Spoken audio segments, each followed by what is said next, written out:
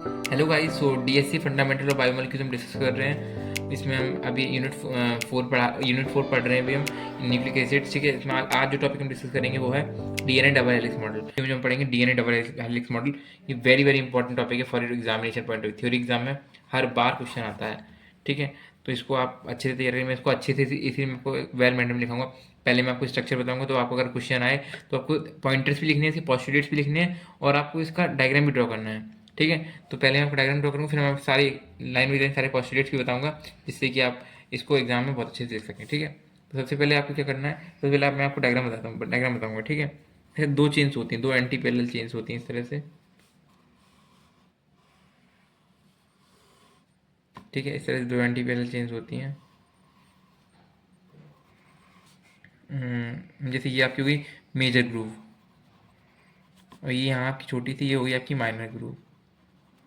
ठीक है, और हमेशा याद रखना ये इनकी पोलैरिटी रहती है 3 डैश 5 डैश।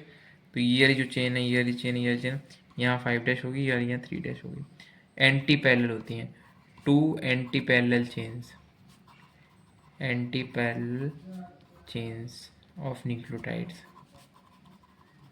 न्यूक्लियोटाइड्स। ठीक है, तो इनमें क्या क्या रहता है, फॉर एग्जाम्पल दो चेन के बीच में यहाँ जो वेट्स होती है इनकी वो कितनी रहती है, 20 एंगस्ट्रॉम। एंगस्ट्रॉम होता है 10⁻⁻10। ठीक है, और इनका जो जैसे फॉर एग्जांपल यहाँ एक नाइट्रोजन बेस लगे होते हैं, डबल बॉन्ड यहाँ टी हो गया, जैसे यहाँ जी ट्रिपल बॉन्ड सी।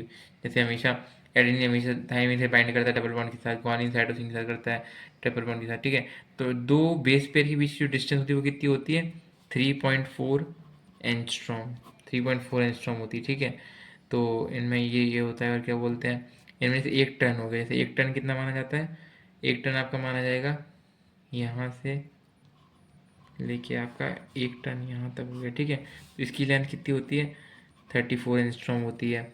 और इसमें क्या होता है, एक टन में 10 बेस पेयर होते हैं, 10 बेस पेयर पर helical turn off DNA, helical turn off DNA, DNA.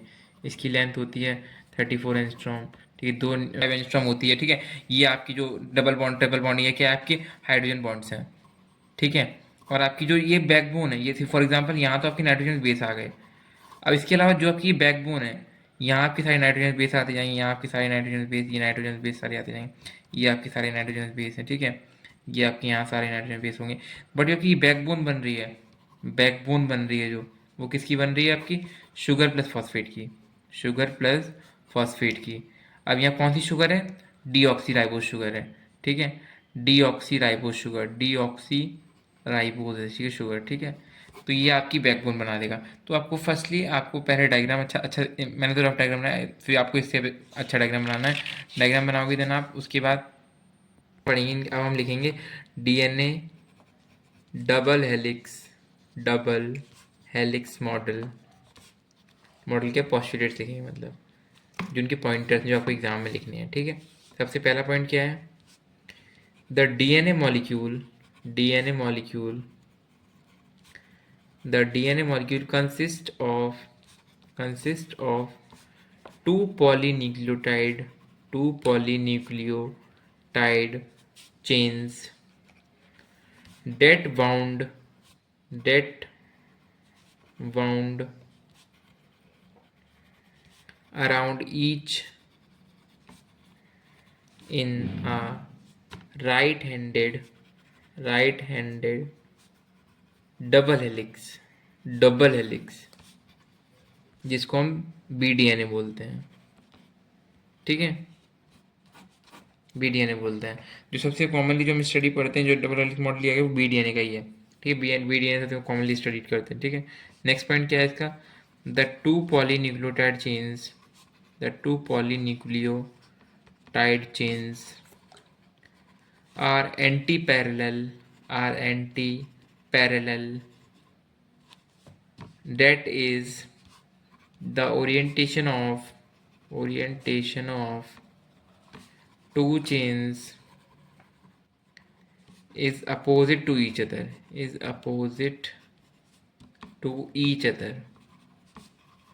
ठीक है, ठीक है, तो नेक्स्ट पॉइंट क्या है, the one chain is oriented in 5 dash to 3 dash direction